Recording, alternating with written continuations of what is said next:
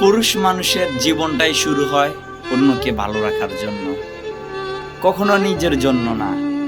দুনিয়াত আসার পর তার যখন বুঝ হয় তখন থেকে তার অন্যের চিন্তা করতে হয়, তখন থেকে সে চিন্তা করতে হয় কিভাবে তার পরিবারটাকে ভালোবাসবে। তাই পুরুষ কখনো নিজেকে নিয়ে চিন্তা করে না, সব সময় তার পরিবার নিয়ে চিন্তা করে। তাই পুরুষকে বলা হয় টাকার মেশিন।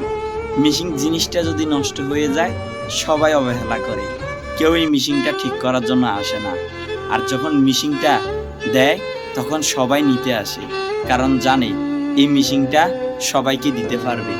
ঠিক এরকমই পুরুষের দুনিয়াতে আসার সর্বপ্রথম যদি কোনো কারণ থাকে, দুনিয়ার প্রত্যেকটা মানুষের লাই, দুনিয়ার শুধু মানুষের লাই টাকার মেশিন।